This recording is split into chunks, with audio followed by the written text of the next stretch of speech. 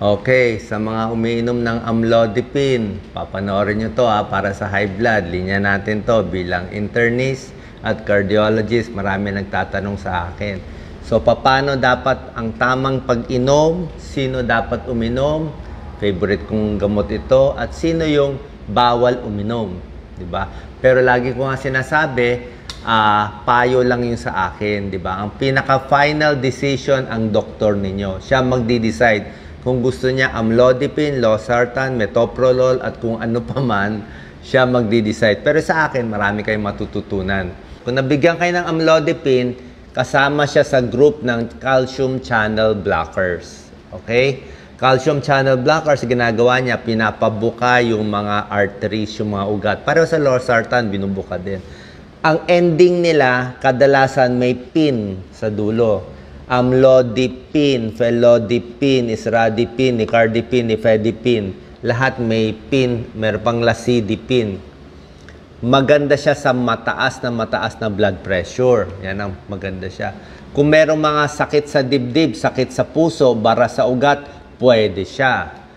Mahina puso, irregular heartbeat. Yan. Pag irregular heartbeat po, pwede rin siya. At sa mga sakit na kumikipot, yung mga ugat, pwede rin siya. Okay? Kailan siya ginagamit? Katulad nito, yan po ang generic. Ang gusto ko rin sa amlodipine, may generic po siya. So, ibig sabihin ng generic, mura. Mabibili nyo, actually, pag maramihan, baka 2 piso, 3 piso lang. Nakakababa ng blood pressure, pampaganda ng daloy ng dugo, pati sa puso. Yan, no? Kung sumasakit ng dibdib, pwede ito. Pinaparelax niya ang puso, mas hindi napapagod, dumadami oxygen supply sa puso, yan, no? Dinadilate niya. Pati yung mga arteries natin sa katawan, binubuka niya, kaya yung blood pressure nyo, kung 160, inom kayo nito, bababa na yon. Maganda po to, mabilis bumaba. At isa pang gusto ko sa amlodipine, mahaba yung half-life, yun ay naaral namin. Ibig sabihin, pag ininom mo yung tableta, almost 35 hours, may epekto pa. So, 1 day, 1.5 day, may epekto pa yung amlodipine mo. Hindi tulad ng ibang mga gamot na short lang. Mga captopril, losartan, kailangan 3 times a day pa. O yung iba, diba? Merong mga iba, short lang ang epekto. Ito mahaba. Kaya kahit makalimutan mo sa araw, may epekto pa. Malakas siya. Ano advantage niya? Konti lang ang side effect niya. Okay? Hindi ka manghihina, walang problema. Hindi ka magogroggy, hindi malalasing. Yung iba kasi medyo nakakaantok eh. Pwede sa may hika. Pag may hika kasi medyo bawal yung mga olol. Metoprolol, propranolol, medyo bawal. Pwede sa may masakit ang dibdib, wala rin problema. May bara-bara yung ugat, maganda pa rin siya. At ito, favorite. Ayan, sa mga nakikinig, kamusta sa mga lalaki? Favorite to ng kalalakihang gamot, amlodipine. Dahil malakas pa sa sex, walang problema. Ibig sabihin, hindi masisira ang sex life nyo. Diba? Kaya maraming tao ayaw uminom ng mga olol, mga metoprolol, propranolol. Sasabihin nila, ano dok, baka masira sex life ko eh. Pero anyway, sa tingin ko kung makakahina man siya, konti lang naman. Baka it's all in the mind. Pero ito, walang problema yan. Sa buntis, papacheck nyo pa rin sa doctor. Usually, nililipat, pero hindi siya ganun kasama. Tapos, so, walang masyadong effect sa quality of life. Walang ganong side effect na ganito. Pero meron din siyang ibang side effect. So, ano ba mas maganda? Amlodipine o losartan? Na-discuss ko to, di ba? Di ba? Ano ba mas maganda? Last time, pinag-usapan ko yung losartan. Check nyo yung video ko. Pinakita ko ang losartan, ARB siya, angiotensin receptor blocker. Nagpakita ko na isang malaking trial last time sa losartan. Yung life trial, lumabas na ang losartan, nakakababa ng blood pressure, at nakakatulong sa mga malaking puso. Yung kumakapal yung puso, yung may heart failure, mahina ang puso, maganda siya. At nakaka-prevent siya ng diabetes. Maganda siya sa diabetes, lumalaki ang puso at may high blood. Tignan natin kung pag pinaglaban natin ng amlodipine sa mga sartan group, sino mananalo. Okay? Last time, pinaglaban yung losartan, pati atenolol eh.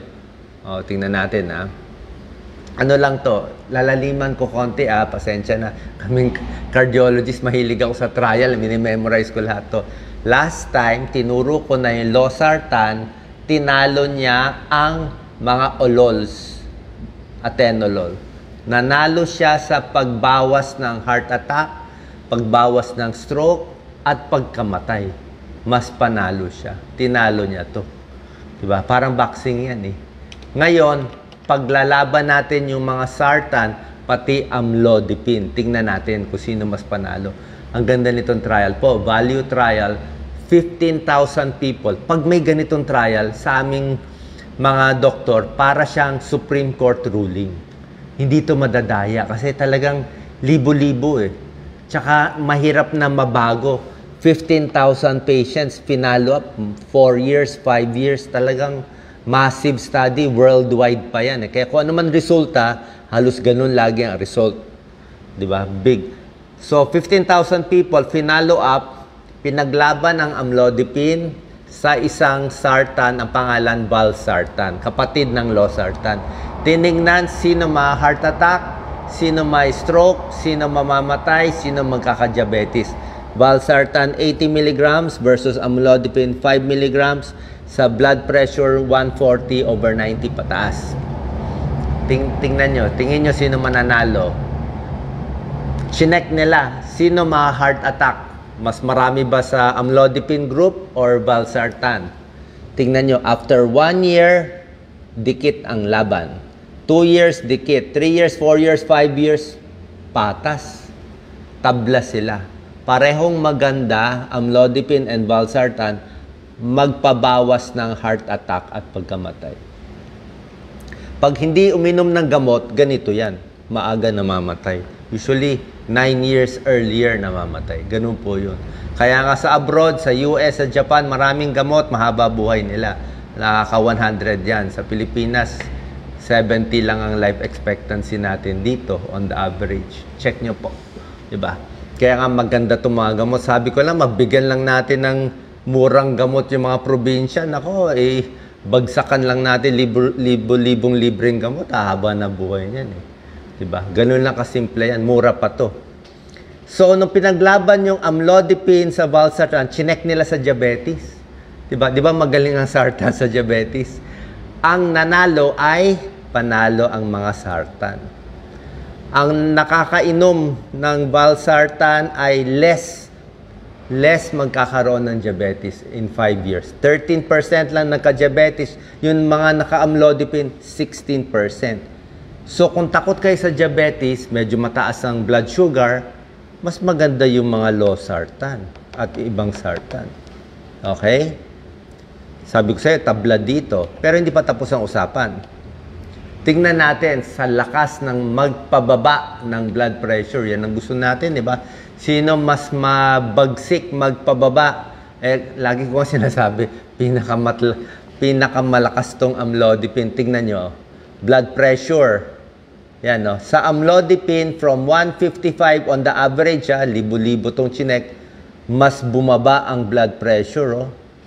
Pag amlodipine, ang systolic, yung 140, naging mga, yan, no? 155, napababa ng mga 135. Ang valsartan, medyo nahuhuli konti. Sa diastolic, mas bumaba din sa amlodipine. Panalo na naman siya. Panalo siya ng mga 2 points.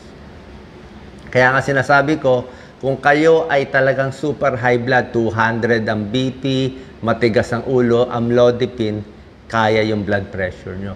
Pag naka-losartan kayo, medyo mas mahina. Although, maganda nga siya sa may diabetes. Tsaka maganda rin siya sa kumakapal ang puso. Tinuro ko dati yan. O, tingnan natin to Pasensya na, medyo malalim to Medyo malalim pero sisimplihan ko. Kasi kaming mga mahilig ako sa ganito Ito yung Supreme Court namin, evidence-based medicine. Kakayanin nyo to.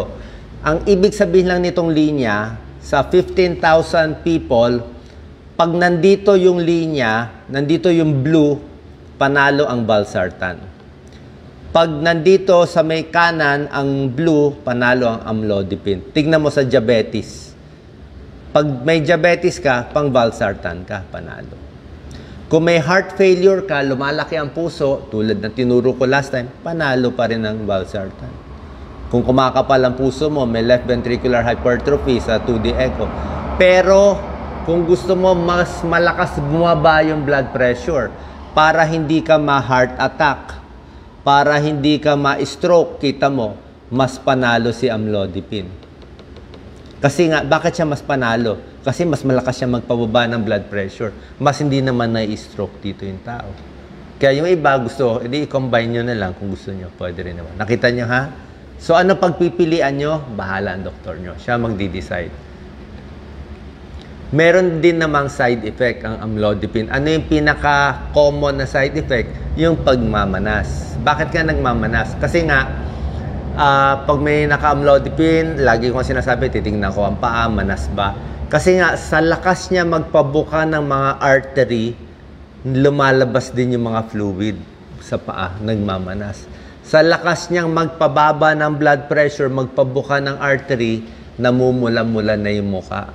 Nagpa-flashing. Sa lakas niya magpababa ng blood pressure, bumabagsak naman masyado, hypotension, bagsak BP, nahihilo, meron nagda-drowsy, meron nagra-rash. Ang dosis ng amlodipine is, ako minsan nag-start ako, di ba, 5 mg ba? Pag mahina lang, pwedeng kalahati lang. So, 2.5. Pwede kang 2.5, kalahati ng 5. 5 maximum is 10. Ha? 10 mg ang highest dose ninyo. Huwag nyo na dagdagan. Bawal po. Ha? Sabihin mo, gusto mo 15, bawal po. Overdose yun. 10 mg, malakas na yan. Pag hindi pa nakuha sa 10, dadagdagan ng ibang gamot. Pinapakita ko lang dito, pag ang dosis mo mababa, 2.5, konti lang ang manas, 1.8%. Pag ang dosis mo 5 mg, 3% may manas. Pag 10 mg, 10% may manas. Kaya pag may nagmamanas, sabihin ko, bawasan na lang yung dose. I-5 na lang, i-half, dagdagan na lang ng iba. Pwedeng dagdagan ng losartan, pwedeng dagdagan ng pampaihi, meron din kami ibang combination. Okay? Ito yung binibigay usually. Yan, ito. So, in summary, maganda to prevent diabetes, nakakapabagal ng diabetes. Sa makapal ang puso, maganda mga sartan. Pero pagdating sa lakas ng magpababa at wala ganong side effect, ang side effect lang niya yung manas. Mas maganda to. I-add ko na lang bawal to ipagsabay sa Viagra sa mga lalaki. Kasi nagpapabuka na nga to ng ugat.